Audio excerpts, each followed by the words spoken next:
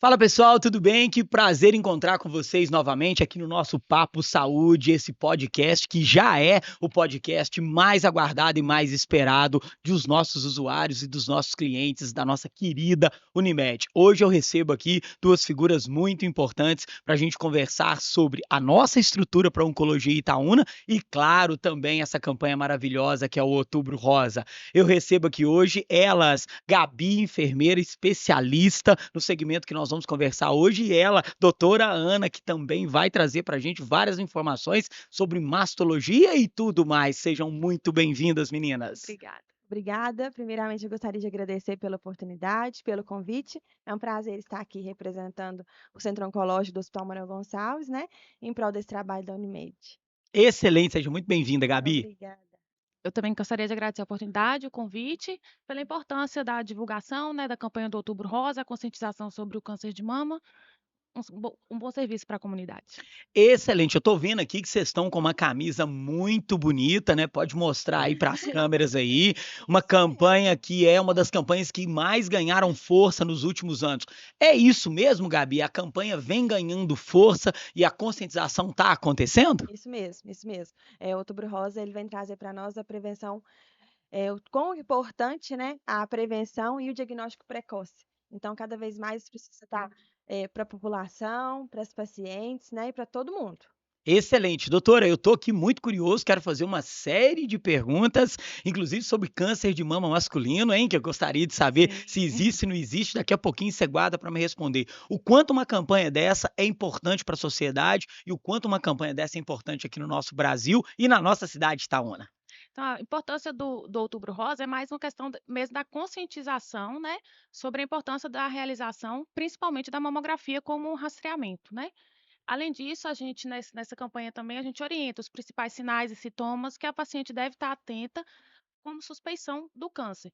Então, eu acho que é um mês que a gente dedica para essa conscientização, com muitas campanhas, mas é importante saber que, na verdade, o cuidado com as mamas tem que ser o ano inteiro, né? O Outubro Rosa, na verdade, a gente dedica como conscientização, mas propaganda e campanha para que ao longo do ano inteiro a mulher fique atenta com a saúde das mamas. Ou seja, o cuidado ele é O sempre. cuidado é A sempre. campanha é apenas para poder dar uma publicidade àquilo que deve ser Exatamente. cuidado todos os dias. Exatamente. E assim, muitas vezes a gente, o que consegue também é que nessa campanha consegue muito apoio, muito incentivo para a realização de exames, né?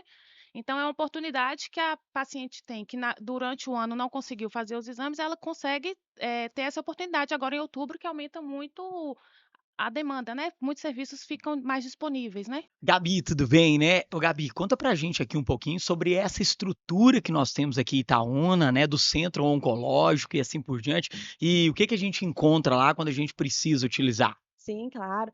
O nosso Hospital do Câncer, né, ele procura em fazer um atendimento humanizado. Eu costumo dizer que lá já tem muita dor, muito sofrimento, até mesmo pelo diagnóstico, né? Então, tudo que a gente puder fazer para o acolhimento, para a humanização, para colocar um pouquinho de alegria, mesmo nesse momento de dor, ainda será pouco. A gente procura o acolhimento, uma decoração no setor, um momento diferente com café, com música. Eu tenho certeza que isso faz muita diferença no paciente ali no dia a dia do tratamento dele. Excelente. Doutora Ana, e existe uma idade mínima para se começar esse trabalho de prevenção? E conta um pouquinho pra gente disso, assim, por favor. Marciliana, assim, a gente sempre há muitos anos, né, sempre a recomendação da Sociedade Brasileira de Mastologia, da FEBRASGO, que é de Ginecologia e Obstetrícia, e de Radiologia, a gente já recomendava há alguns anos a mamografia a partir dos 40 anos, né? E o Ministério da Saúde, até ano passado, essa recomendação era a partir dos 50. Então, esse ano, a gente teve uma conquista muito importante, que, inclusive, o Ministério da Saúde recomenda agora a mamografia a partir dos 40 anos. Por que, que essa recomendação é a partir dos 40 anos? Por o câncer de mama, a maior incidência é quanto mais velha a população, maior a incidência, né? Então, se a mulher é mais velha, ela tem um maior risco de ter doença. Só que a gente foi observando ao longo dos anos que tem acometido pacientes mais jovens, né? Então, hoje a gente já observa que a partir dos 40 anos, a realização da mamografia e quando é feito o diagnóstico precoce, a gente consegue, na faixa etária das pacientes ali de 40 a 50 anos, uma redução da mortalidade de 20 a 30%, né? Então, uma grande redução. Então, a gente já tem o benefício da realização da mamografia a partir dos 40 anos, que é a recomendação atual, né? Então, a partir dos 40 anos, toda mulher, mesmo assintomática, deve fazer o exame de mamografia anualmente. Exatamente, interessante como os números podem ser melhorados com esse acompanhamento preventivo ou a identificação da doença, o quanto antes, né, doutora? Sim. Exatamente. Uhum. Excelente, excelente. Ô Gabi, e me conta aqui, você falou do nosso Hospital do Câncer. Sim. Onde que fica? Que estrutura que a gente tem lá? Por exemplo, são quantos médicos, os enfermeiros? Que Sim. tipo de equipamento que a gente tem lá? Conta um pouquinho pra gente desse bastidor, né, Ótimo. que a gente tem aqui. Sim, perfeito. É o nosso Hospital do Câncer, né? Fica localizado no Hospital Manuel Gonçalves, né? No Uhum. prédio de 2 andares, ali abaixo do estacionamento. Sim, Hoje a gente conta com uma equipe assim renomada, vasta, muito grande, né? Eu gostaria de trazer aqui em destaque, já que é o nosso tema, né, desse podcast, as nossas 3 mastologistas, ah, que ótimo, nós temos né. 3. Isso, a gente tem 3 lá no nosso serviço, a Bárbara Monteiro, Uhum. né, a Mayra Oliveira, e hoje aqui a gente está com a Ana Maria Rocha. Ana Maria, além de ser minha colega de trabalho, ela é minha médica, que eu também acompanho o nódulo na mama, que faço acompanhamento anual, e também minha Isso amiga. eu ia falar. E também minha amiga, Que isso mesmo. bacana. É o atendimento humanizado que você falou, né? Exatamente. Eu costumo dizer, Marciliano, que aquele ditado, né, "Não faça somente o que eu falo, mas também o que eu faço", né. Eu sou uma paciente que acompanha o nódulo na mama anual, né, Aninha. Isso Eu mesmo. faço acompanhamento com ultrassom, né, eu tenho um nódulo hoje categorizado como categoria 2, nódulo benigno, tem que fazer o acompanhamento anual, né, com o exame de imagem e acompanhamento com a médica. É. Ô médico, E né, vo na e área. você não tem 40 anos, né, Isso, Gabi? não Aham. tem, isso mesmo. Além da equipe médica mastologista, a gente também conta com a equipe de secretárias, né, Muito importante. excelente, exatamente, né, que está ali na porta de entrada do nosso Aham. serviço, né, fazendo todo o acolhimento, recepção, agendamentos. A gente conta com a equipe da farmácia. Hoje a gente tem 2 farmacêuticos, né, oncológicos lá nos cuidados. A gente também conta com a equipe de higienização, né, nas pessoas da Bel e da Renata. A gente também tem a equipe de enfermagem, hoje somos 5, né, eu, Gabriela, na frente da coordenação da assistência. Temos as enfermeiras Sinara, Débora e Cristina, e também o técnico de enfermagem Samuel. Gostaria de falar um pouquinho também da equipe médica, Marciliano, se Claro. você me permitir. A gente tem os oncologistas clínicos, né? O doutor Vitor, enquanto responsável técnico, a Biquele e o Robson. Eles vão prescrever os tratamentos, a quimioterapia, a imunoterapia, né? O tratamento ali com medicamento ali no centro oncológico. Hoje lá no serviço a gente conta com a quimioterapia lá mesmo, a gente tem uma sala de tratamento que oferece esse serviço, sabe? E a gente também tem os especialistas que vão fazer o tratamento cirúrgico, né? A gente tem os cancerologistas, a gente tem os urologistas, a coloproctologista, a ginecologista. A gente conta com a clínica médica que dá assistência aos pacientes quando eles intercorrem e vão para o pronto-socorro, para as alas, para o CTI. E a gente hoje conta com uma médica que tem especialidades em cuidados paliativos. Além de toda essa equipe que eu listei, a gente tem ainda a equipe multiprofissional. A gente conta com uma dentista oncológica, a gente conta com a nutricionista, com assistente social e com o psicólogo. Então, é uma equipe assim muito grande, né, em prol de fazer um trabalho bem feito, um trabalho no todo, né, que o paciente merece ser cuidado no todo, ali em todos os seus contextos, não somente da doença, né, Aninha? Excelente, Gabi. Eu, particularmente, sabia do trabalho bem feito. A gente acaba conhecendo uma ou outra pessoa, mas eu não tinha noção do tamanho e da robustez Uhum. dessa estrutura que Sim. nós temos aqui em Itaúna. E aí eu te pergunto, doutora Ana, o paciente que for diagnosticado, a paciente que for diagnosticada em Itaúna, ela precisa sair de Itaúna ou ela encontra em Itaúna tranquilamente um acompanhamento importante para que ela tenha a plena saúde devolvida novamente? Então, mas aqui em Itaúna, praticamente, toda a parte do tratamento oncológico, né, assim, eu tô falando por conta da mastologia, né, das outras clínicas eu não sei dizer bem. Uhum, Praticamente tudo já é fornecido aqui, que é o que tem em qualquer outro serviço do SUS, né. O que a gente ainda não consegue fornecer aqui é a radioterapia. sim, A radioterapia, as pacientes são encaminhadas para Divinópolis. Mas aqui eu realmente acredito, né, eu entrei aqui na oncologia, acho que foi em 2021, o serviço era menor, né. Uhum. Eu realmente acho que a gente tem feito um serviço muito bem feito na mastologia, a gente consegue fazer as reconstruções mamárias junto com a doutora Bárbara. E uma das coisas que eu gosto muito de trabalhar aqui, porque às vezes a gente fez residência geralmente em Belo Horizonte, né, a gente fez residência no hospital grande, que era aquele tanto de paciente. Então uma coisa que eu gosto muito de trabalhar aqui em Itaúna é que apesar de ser um serviço completo, eu sinto que é uma coisa mais pessoal. Personalizado. Tipo Ah, assim, isso é fantástico. Humanizado, a né? gente tem acho que por ser, apesar de ser completo, é pequeno, né? Não é uma estrutura Em enorme. termos de volume de pessoa, ele é completo enquanto tratamento, mas em Isso. volume de pessoa, ele é íntimo. Então a gente sabe, tipo assim, praticamente o nome de todas as pacientes. Às vezes, uma paciente eu sei que demorou a voltar, eu pergunto, Gabi, ontem mesmo eu perguntei de uma, né, Gabi? Eu falei, Gabi e fulana, não vou falar o nome aqui agora, né? Eu acho que em serviço muito grande a gente não consegue ter esse relacionamento tão íntimo assim, Ele sabe? acaba distanciando. Isso Isso, faz a diferença, não faz, doutora? eu acho que com certeza. A Gabi trouxe toda uma estrutura multidisciplinar que vocês têm, mas o aspecto psicológico, embora eu sei que vocês têm bons profissionais lá na psicologia, mas aproveitando a experiência de vocês aqui, Sim. o aspecto psicológico ele é muito importante nesse tratamento, né? Não, com certeza. Eu acho que isso faz toda a diferença, né? O suporte psicológico. Às vezes, muitas vezes também a gente precisa muito do suporte com assistência social, que agora a gente está tendo um serviço bom também. Então, tem que ser multidisciplinar mesmo, e eu acho realmente que aqui a gente consegue oferecer dessa forma que eu estou falando, mais pessoal. Tipo assim, se não deu certo no outro dia, eu quero saber. Tipo assim, conseguiu ir lá, conseguiu não ir. Então, o que eu gosto de trabalhar aqui em Itaúna bastante no centro oncológico é nesse sentido, assim. Excelente. Ô, Gabi, e qual é o custo de todo esse trabalho? O custo, eu falo assim, o custo é a satisfação, né? De ver. Não tem Não, custo, não né? tem custo, Tem não tem valor custo, demais, mas exatamente. para o usuário não tem custo. Não, Todo esse de trabalho, jeito toda essa nenhum. estrutura que você Isso. disse, ela está disponível Pelo, gratuitamente para o cidadão. exatamente, pelo SUS, assim, sem custo nenhum, né? Uhum, Eu falo, ô Marciliana, que a gente oferece além do SUS, né? Por uhum. exemplo, hoje a gente está com um ganho, a gente está com um laser para poder começar a aplicar a fotobiomodulação nas pacientes que foram submetidas a cirurgias.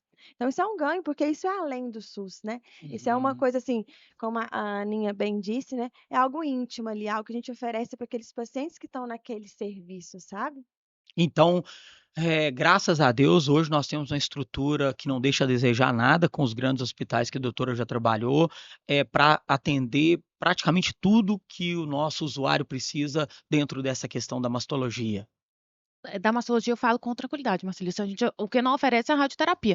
Eu acho que de resto, assim, com certeza, eu tenho certeza por falar que sim. Excelente. Ô, doutora, e assim, eh, quando é que o paciente, né, quando é que a paciente, você já falou estatisticamente das idades e tudo, mas assim, que tipo de desconforto, que tipo de exame, que tipo de toque que a mulher é importante que ela faça?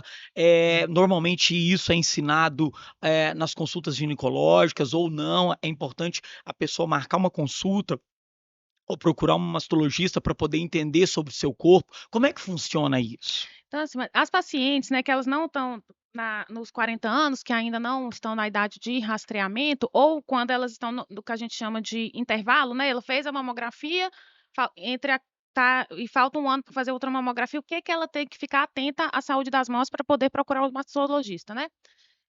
Se ela palpar algum nódulo, né, na mama, se alguma parte da pele ou do bico do peito sofrer retração, que é a entrada para dentro, né?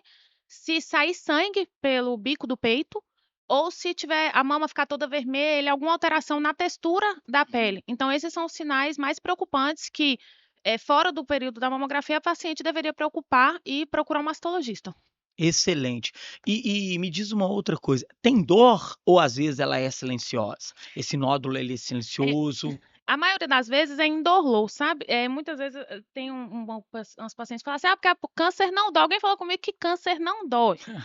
Eu tenho um pouquinho de medo dessa frase, porque o que isso quer dizer, na verdade, é o quê? Que a dor não é um sinal de alarme para a mama, né? Nós mulheres sabemos que é normal nossas mamas doer em alguma época da vida, né? 80% das mulheres sente dor na mama em alguma fase da vida. Então, quando a gente fala isso, quando essa frase que ficou meio que popularizada, câncer não dói, é mais nesse sentido. A dor não é um sinal preocupante. Mas, se for uma dor que a paciente acha que está atípica, diferente do normal, ela deve procurar, sim, uma ajuda para a gente poder olhar, né? Mas, geralmente, o câncer de mama não apresenta como sintoma dor, exceto se ele estiver muito avançado. Mas, se for uma dor, né, que não está sempre correspondendo com o ciclo menstrual, que é diferente do que ela é habituada, a gente orienta que ela procure um especialista, sim. Gabi, o cliente, a usuária, né, a mulher, depois a gente vai falar um pouquinho de homem também, mas a mulher, ela recebeu o diagnóstico. E aí? Certo. Como é que é feito esse trabalho? Como é que é esse Uhum. acolhimento Sim. lá no centro oncológico? Sim, sim.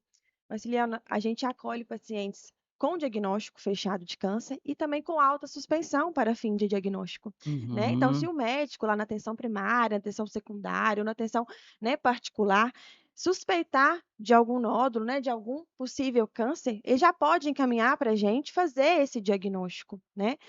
E se também, lógico, né, já tiver com o diagnóstico fechado, vai encaminhar também para a gente poder aceitar e encaminhar para as nossas mastologistas. Lá a gente tenta fazer o acolhimento da melhor forma possível. Hoje, como a demanda cresceu muito relacionado, né, ao início do nosso centro oncológico, eu não consigo fazer isso em 100%. Mas a gente tenta, todo paciente de primeira vez no serviço, passar pela enfermeira, passar pela assistente social, antes de chegar no médico, para ter esse acolhimento, para entender um pouquinho da rotina, para entender um pouquinho dos serviços e dos especialistas que a gente oferece, além do médico daquele dia da consulta, sabe? Uhum. Para conhecer o serviço como um todo, entender os benefícios. Esse é todo um trabalho que é feito. Então, Exatamente. naquela pior momento, que é aquela hora que a pessoa recebe o diagnóstico ou um pré-diagnóstico com um nível de precisão alto, a pessoa ela vai se desesperar, mas nós temos todo um programa já preparado com etapas para o acolhimento e para o direcionamento dessa pessoa nesse momento que ela mais precisa. Exatamente, sim. Excelente. Doutora, câncer de mama é só para mulher? A maioria dos cânceres de mama é na mulher, né? Apenas 1% dos cânceres de mama é do sexo masculino. Mas É. aí existe câncer de mama no homem. Só que Ah, não existe rastreamento para câncer de mama no homem. uhum. Então, geralmente o diagnóstico é feito com a presença de sintomas, né? Até porque não tem uma mama volumosa, se aparecer um nódulo, fica mais fácil o homem perceber, né? A grande maioria, né? Perceber o nódulo. Então, existe câncer de mama no homem, sim. E Mas ele que representa só 1% do total. Excelente. E me conta uma outra coisa, dá para poder fazer alguma coisa para prevenir? Tem alguma coisa que acelera? Eu queria ouvir isso de vocês um pouquinho, né, porque a gente sabe, por exemplo, que pulmão, você fuma, né, a gente sabe que, por exemplo, que fígado é bebida. Tem alguma coisa, algum alimento, enfim, dentro do limite de compreensão técnica de vocês, mas tem alguma coisa que pode ser feito para evitar, né, ou alguma coisa que a gente faça que acelera? Conta pra gente, por favor, doutora. Eu vou falar um pouco sobre os fatores de proteção que a gente pode fazer sim, né. A principal é a alimentação saudável, a perda de peso, né. A nossa própria gordura, ela produz hormônios, né. Então a obesidade é um fator de risco para câncer de mama. Uhum. Principal fator de risco, o uso excessivo de álcool também, né. Não existe nenhuma dose segura, pra uso de álcool relacionado ao câncer de mama. E de fator protetor, o principal que a gente tem, que eu acho um dado muito importante, é atividade física. Uma atividade física moderada, 150 minutos por semana ou 75 minutos, de alta intensidade por semana, ele diminui o câncer de mama em 20%. Então, o risco de câncer de mama em 20% eu Nossa, considero vale muito a pena. uma redução muito grande, né. Então é 150 minutos, geralmente é o que a gente recomenda, né, 150 minutos semanais, uma atividade física moderada, tanto para as pacientes para prevenção primária, quanto para a secundária, a gente sempre orienta as pacientes fazer também. Então, existe já cientificamente comprovado algumas ações que inibem, né, o surgimento ou o avanço dessa doença Com tão certeza. tão triste, E tão os principais são complicada. essa que eu falei, controle de obesidade e atividade física. Gabi, as mulheres têm procurado mais? As campanhas têm sido efetivas? Vocês têm percebido um aumento das pessoas procurando, tentando se informar sobre isso? Como é que tem sido? Sim, sim. Como a Aninha disse no começo, né, a campanha Outubro Rosa, ela valoriza esse autocuidado, né, essa prevenção do câncer de mama. Então, principalmente nesse mês, que a publicidade se torna maior, né, mais grande, mais efetiva, as mulheres nos procuram sim, né, até mesmo perguntando se a gente consegue alguns exames, né, alguma visita com a mastologista. A Aninha sempre olha algumas alterações para a gente lá fora do contexto, né, É. dos pacientes oncológicos, de algumas funcionárias, né, Aninha, para poder, ver se a gente consegue ajudar e melhorar também esse intermeio ali até chegar no médico, no diagnóstico, no exame. Hoje, quais as principais dificuldades, Ana, o centro enfrenta, ou principalmente, assim, a sociedade? É preconceito? A mulher ainda tem muita dificuldade de se tocar e de procurar? São tabus? Quais as principais dificuldades hoje que poderiam ser diminuídas e a gente teria um resultado e uma população muito mais saudável? Eu acho que a dificuldade maior é o que a gente tenta fazer mesmo no Outubro Rosa, né? Que apesar de, talvez para a gente assim não pareça, né? Mas ainda existe uma população muito carente, né? Financeiramente e de conhecimento também, né? Então, eu acho que muitas vezes as pacientes deixam de fazer os exames. Acho que a maioria hoje em dia não é por causa de preconceito, não. Acho que às vezes é por dificuldade de acesso mesmo, sabe? Ainda temos essa dificuldade de acesso. Infelizmente sim, né, Gabi? Sim. É, Infelizmente a gente ainda pega paciente com câncer de mama avançado, né? Que talvez se tivesse feito os exames adequados, na época ideal, né? Talvez teria tido um diagnóstico no estágio mais inicial e uma chance de cura maior. Então, a gente com frequência ainda pega paciente em estágio avançado no centro Uhum, oncológico. uhum. É por isso que programas como Papo Saúde, o nosso podcast aqui, né, patrocinado aí pela nossa Unimed, né, preocupada com a prevenção, são importantes, porque a Exatamente. gente precisa chegar Sim. naquelas pessoas. Gabi, você acha que poderia ser feito um trabalho nas escolas, com as meninas do terceiro ano, um trabalho feito na faculdade? Sim. Você acha que algumas instituições ainda poderiam se abrir um pouco mais, principalmente onde tem uma alta concentração de mulheres, para a divulgação do nosso querido Outubro Rosa? Marceliana, excelente ideia, inclusive a gente está dispostas, né, a fazer algo do tipo. Quando a gente foi pensar no Outubro Rosa, né, junto com a equipe do Centro Oncológico, a nossa preocupação é além dos pacientes, é também acolher os acompanhantes, acolher os colaboradores do hospital e também a comunidade. Então, assim, hoje a gente está vindo aqui em prol disso, né, de atender também a comunidade em prol dessa prevenção, do diagnóstico precoce. Então, sim, é uma ideia excelente. Quanto maior o número de mulheres a gente conseguir falar sobre isso, né, e Com certeza. captar é fundamental. Vocês estão com a camisa Outubro Rosa e Novembro Azul, né? E eu vou falar um pouco do Novembro Azul da seguinte questão, de que a gente vem percebendo, né, uma taxa de recuperação muito alta de homens que são diagnosticados precocemente com câncer de próstata. Como tem sido os resultados? Porque antigamente era assim, fulano está com câncer. A família começava a entrar em oração, porque assim, há 20 anos atrás, 30 anos atrás, quando eu era criança, quando falava que alguém estava com algum tipo de câncer, em especial câncer de mama, você falava assim, ela vai morrer. Era quase uma sentença de Era, morte. era Isso. quase uma sentença de morte. Isso. Doutora Ana, como está isso hoje? Enfim, porque o que eu tenho percebido perto de mim é que as pessoas têm se recuperado, seguido a vida e, enfim, tendo filhos e assim por diante. Conta pra gente que nível de evolução que a gente Eu está indo. confesso que eu até me arrepiei aqui. Que ótimo, é porque é engajada, é porque participa também. A gente observa, mas o importante mesmo para a cura do câncer de mama é exatamente isso que a gente tanto fala, é o diagnóstico no estágio inicial. Quando a gente tem um diagnóstico de câncer de mama no estágio inicial, a chance de cura é mais de 90%, né? Então, hoje em dia, praticamente o câncer de mama seria considerado uma doença crônica, né? Ela vai precisar ali do controle, mas a grande maioria das pacientes em tratamento, a gente consegue obter a cura delas. Uhum.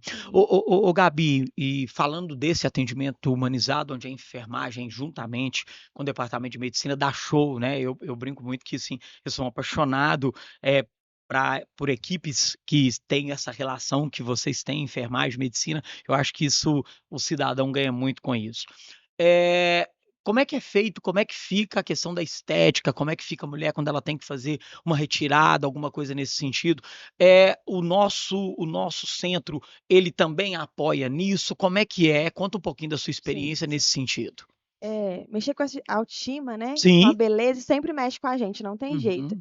Nos homens, claro, mas Uhum. principalmente nas A mulheres, mama né. tem uma erotização, ela tem um sentido, ela tem um Claro, significado, né? Foi construído. exatamente. Não só a mamas, mas também o cabelo, né, O quando a cabelo. paciente se Uhum. submete ao tratamento quimioterápico e perde o cabelo, né, fazendo Uhum. parte ali do processo. Hoje as nossas mastologistas, a Ana vai complementar, mas hoje elas se preocupam muito em não cuidar somente da mama doente, mas também, né, dar aquele jeitinho para ficar esteticamente mais bonito e mais similar na outra mama, né, Aninha? Além também de a gente, quando possível, né, quando é prescrito, plausível, também colocar prótese, né, Aninha, para poder melhorar essa Para estética. trazer de novo aquele equilíbrio e aquele senso de Exatamente. dignidade que muitas das vezes ela tem. É mais ou menos isso mesmo, doutora? A mama, né, é a representação sexual uma das representações sexuais da mulher, né? Ela faz parte do símbolo feminino da mulher, né? Então, com certeza, a gente poder oferecer isso para paciente é importante. Aqui a gente tem conseguido, né, e tem alguns casos que infelizmente a retirada da mama não é possível colocar a prótese imediata, mas sempre que possível aqui em Itaúna a gente faz a mastectomia com a reconstrução imediata e em um segundo tempo a gente faz a simetrização, que é colocar a outra mama simétrica em relação à outra. Então, a Vocês gente têm todo esse cuidado sim. para preservar a estética que a pessoa tem na cabeça dela, para que ficar mais harmônico para ela mesma. Exatamente. Isso. Excelente. E aproveitando, mito ou verdade? O silicone, ele pode causar câncer, ele não causa câncer. Eu já vi esse tipo de discussão. Ah, eu não vou colocar porque eu tenho medo de dar câncer. Ah, eu vou colocar. Ah, não, mas se colocar é bom que já se tiver alguma coisa descobre. Qual a relação do silicone com algum tipo de doença? Com o câncer de mama, ele não tem relação, né? Existe um pequeno número de relatos de um tipo de linfoma, mas é um pequeno número e é um tipo específico de prótese, e, e ele geralmente ele é raro, apesar ele é pouco comum, e mesmo quando tem, ele geralmente o risco de mortalidade é baixo, sabe? Uhum. Então esse número é bem pequeno, assim, da relação do silicone com o câncer, né? Ou seja, é mito. É mito sim, pá, porque existe.